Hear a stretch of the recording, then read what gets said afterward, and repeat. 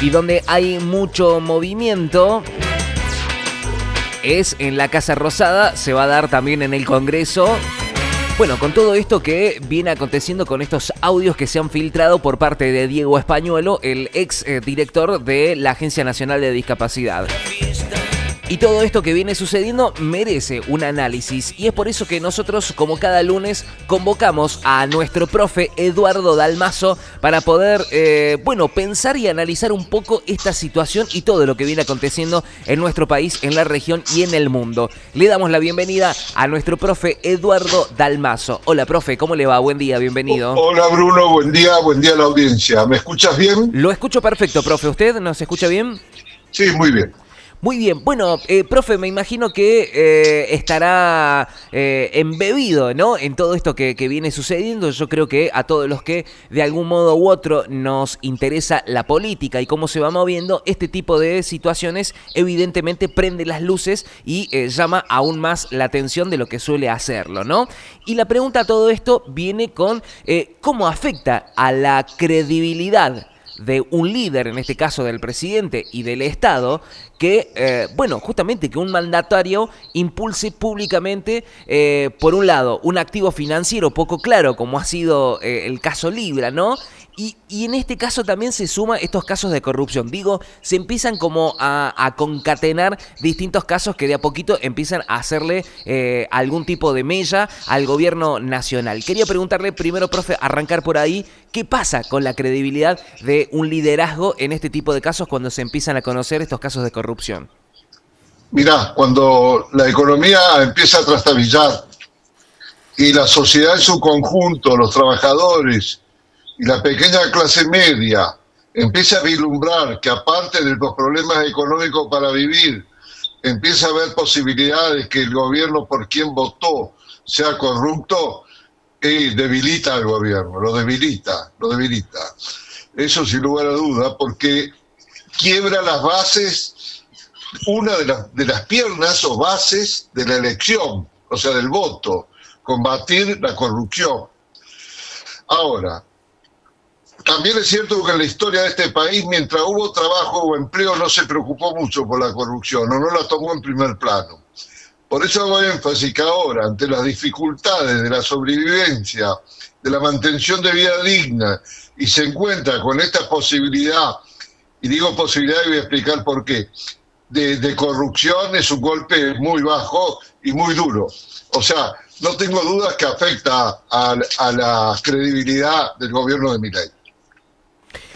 Profe, en esta situación, porque bueno, evidentemente acá lo más llamativo no es que sea el presidente el involucrado, sino en este caso es la hermana que él ya en más de una oportunidad ha mencionado como el jefe, ¿no? Como es quien realmente pareciera ser que toma las decisiones políticas, ¿no? Y la pregunta es, ¿de qué manera la presencia de familiares en posiciones de poder puede llegar a favorecer los conflictos de intereses y si se quiere minar, ¿no?, la confianza de la ciudadanía? ¿Qué pasa en estos casos, no? Teniendo en cuenta...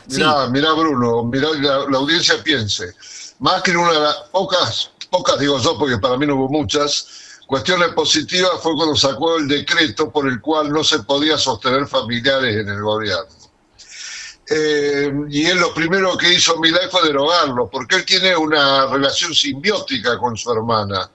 Creo que no puede estar o no puede trabajar o pensar si su hermana no está cerca. Claro. Una relación muy particular. Ahora, la cuestión es esta: el que conduce a quien la gente le vota es a él. Y de golpe aparece una hermana sin ninguna experiencia política. No digo que no sea inteligente, pero sin ninguna experiencia política conduciendo la política, lo cual es un ruido muy grande. ¿Qué hace esta señora en este lugar privilegiado cuando nunca tuvo un rol ni siquiera, no hablo desde la política misma, sino de la vida social? ¿Qué sé yo? Podría haber dirigido una ONG, claro, pero no lo hizo. ¿Se entiende? Correcto. Entonces aparece algo que también presenta un flanco, porque resulta que esa señora, la cual aparece con estos valores, no estaba en el programa de la gente votó a Milei, no a la hermana. Por eso, si la hermana estuviera involucrada, sería un golpe terrible para el gobierno, casi te diría cuasi destructivo. Ahora, en esto, por lo menos desde acá, desde este programa, somos muy críticos con el accionar de la justicia, ¿no? Ya lo estuvimos conversando nosotros, profe, cuando se dio a conocer la medida que justamente lanzaba la Corte Suprema de Justicia y que, bueno, justamente condenaba a Cristina Fernández de Kirchner a la prisión domiciliaria. Ahora, con respecto a este caso, ¿qué tan efectiva son las instituciones judiciales y de control en la Argentina para abordar rápidamente estos tipos de escándalos de corrupción? Bueno, en este caso particular parece que ha habido una rapidez singular por parte del juez Casanelo y el fiscal, no me acuerdo el nombre del fiscal en este momento, para actuar ante esta situación. Es casi inédita esa rapidez. No fue la misma rapidez para el tema del fentanilo, que tiene mucho que ver con un problema gravísimo en la salud y en los problemas de las familias argentinas. Hay casi 100 muertos con la situación de la droga incorrecta o en mal estado. Sí. Pero en el caso particular que vos planteas, está actuando con mucha rapidez la justicia. ¿Qué inclina esa rapidez? No lo sé, puedo sospechar, pero lo sí real es que sí, está actuando con rapidez. Bien, algo llamativo, ¿no? Vuelvo a insistir, para los tiempos que suele tener la justicia ante este tipo de situaciones, sobre todo cuando el gobierno está en actividad, ¿no? Suele darse este movimiento cuando ya deja de estar en el poder, el gobierno pierde poder y, bueno, justamente la justicia pareciera que recién ahí empieza a actuar. Mirá, una de las cosas más llamativas es las declaraciones de colegas tuyos que han sido muy jugados por el gobierno, gente de mucho prestigio en los medios, y que ha salido con una impronta muy dura ante esta posibilidad, ¿no? Haciendo un raconto, un recuerdo de los distintos casos que están poniendo en jaque la honestidad del gobierno. Eso fue lo que a mí más me llamó la atención. ¿Qué pasa con esta gente, ¿no? Periodistas reconocidos que de golpe le ponen en jaque y le dicen al gobierno, así no. ¿Qué saben? ¿Qué no saben? No lo sé. A mí, en eso, profe, yo me sumo a la misma teoría y me es muy llamativo soltarle la mano, ¿no? Al poder, tanto con la justicia, vemos en este avance rápido, vemos en los medios de comunicación también cuando hacen este raconto de la cantidad de casos que en poco tiempo ha tenido el gobierno que están relacionados con actos de corrupción, ¿no? Estamos hablando del caso Libra, las valijas, el laboratorio, ahora sucede esto. Digo, hay una cuestión que pareciera ser que el poder, ¿no? El poder económico concentrado en funcionarios, en la política, en la justicia y en los medios, pareciera ser que le empieza a soltar la mano, ¿no? Yo no sé si esa es la mirada que usted tiene con respecto a lo que está pasando. Bueno, lo que pasa es que está en jaque la política económica del gobierno, está en jaque, la están sosteniendo en base a una política financiera muy costosa, lo que muestra algo que hemos hablado en tu programa, el fracaso de esta política y sobre todo la soberbia del gobierno cuando acude a pedir fondos al Fondo Monetario y resulta que usa esos fondos para mantener muy bajo el valor del dólar en un acto de soberbia que después le cuesta miles o millones y millones de dólares al Estado, que es a nosotros, a los ciudadanos. Pero esto va a cuento de que está débil la economía o la estructura económica planteada por el gobierno. Está muy débil. Entonces, esta situación lo debilita aún más. Y creo que esta situación la huelen algunos de tus colegas. ¿Me parece? Profe, voy a volver de nuevo a su campo de especialización, ¿no? Que tiene que ver con el liderazgo. Mi pregunta va, ¿cómo evalúa la teoría del liderazgo la capacidad o la disposición de, en este caso, de un jefe de Estado para escuchar las alertas internas, ¿no? Porque evidentemente, según los audios de esta persona, le venía advirtiendo ya al presidente Javier Milei de estos movimientos que venía realizando la familia Menem junto con Karina Milei. La pregunta es, ¿qué consecuencias pueden tener justamente ignorar este tipo de señales de corrupción entre estos colaboradores más cercanos, ¿no? Y te lo digo de acuerdo a la experiencia y los valores sociales. Voy a hacer una acotación sobre eso. Si la economía fuera sobre ruedas, sí, o sobre rieles, sí, la gente le daría mucho menos valor a esta problemática, porque la problemática esencial es la facilidad o la menor dificultad para vivir dignamente. ¿Se entiende? Totalmente. Ahora, si estás en una situación donde la sociedad que votó con esperanza está con dificultades, serias dificultades de empleo, serias dificultades de poder adquisitivo, y aparece la corrupción, y lo debilita el gobierno. Porque acá hay que hablar de liderazgo, no se puede hablar de liderazgo en forma neutra. Me interesa aclararle esto a la audiencia, Bruno. Sí. No se puede hablar de liderazgo sin valores. La palabra liderazgo no significa más que influencia, pero la influencia puede ser para mal o para bien. ¿Y qué juega en el bien o en el mal? Los valores que sustentan los líderes, ¿no? ¿Qué tipo de valores respetan? Y que esos valores indican si ese liderazgo es positivo para la sociedad o no es positivo para la sociedad. ¿Qué le deja a la sociedad? ¿Qué le enseña a la sociedad? ¿Qué le guía? Ahora, si esos valores son antisociales, son egoístas o solamente piensan en el poder, evidentemente no es un líder, no es el líder cívico que la sociedad necesita. Yo, mientras fui siguiendo este caso, mientras colegas también íbamos intercambiando por ahí opiniones, me pasó también de empezar a ver comentarios o leer o escuchar en realidad a amigos, a personas que no están tan politizadas y que están un poquito por fuera de esto, ¿no? Y la gran pregunta de esto que me surge es, ¿cuáles son los factores socioculturales que hacen que parte de la población minimice o justifique justamente la corrupción de los suyos, de los propios, digamos, mientras condena la de al frente, ¿no? Los del adversario. Digo, y esto tanto para un lado como para el otro, ¿no? ¿Cuáles son esos factores, ¿no?, que hacen que parte de la población minimice estos casos y en otro caso los maximice, ¿no? Tanto sea adepto, digamos, a su color de partido político o no. Está muy bien lo que dices y lo que hablas con tus amigos, es así. Hay una grieta y hay un factor, yo diría, de absoluta arbitrariedad en eso. Si son mis amigos o a gente que yo le voto, el dolo es menor de los que no le voto porque están en contra. Hay un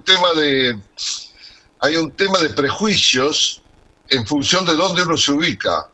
Todo lo del otro es malo y todo lo mío es bueno o menos malo que lo de los otros. Claro. ¿No?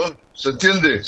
Pero eso tiene que ver con la historia de los últimos 50 años en Argentina, donde no ha habido gobiernos que hayan dejado huellas cívicas, huellas de encontrar acuerdos, de trascender la etapa propia, porque la vida sigue, la vida social.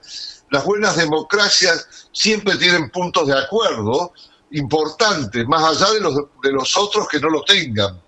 En nuestra realidad política nunca hemos tenido un gobierno que deje una huella de acuerdo para el que sigue. Claro. Siempre el que sigue empieza de nuevo, lo exterioriza de esa manera. Yo vengo a salvar a los argentinos. Todo eso crea una confusión brutal en la sociedad. Falta de referentes y falta de entendimiento de lo que es la democracia. Y va para cualquiera de los lados ideológicos esto. Correcto. Correcto. Ahora, profe, nosotros la semana pasada hablábamos de lo que aconteció con las elecciones en Bolivia, cómo se fue debilitando, ¿no?, la construcción que había hecho en su momento Evo Morales, con con los avances y los retrocesos también que tuvo, ¿no? Pero empiezo a ver las causas que se van dando en Chile, en Uruguay, en Perú, en Bolivia, en la Argentina, y le pregunto qué paralelos se pueden llegar a trazar entre la situación actual de la Argentina y casos anteriores también en la región. Vuelvo a insistir, Brasil, Perú, no sé, países que evidentemente la corrupción pareciera ser que está enquistado, por lo menos en gobiernos latinoamericanos, ¿no? ¿Cuáles son los patrones esos que se repiten en la caída de líderes vinculados a los escándalos? Bueno, fíjate que la pregunta es clave. Hay un tema de valores, hay una disolución de valores cívicos. Digamos como que con el poder todo se puede porque la sociedad es permisiva.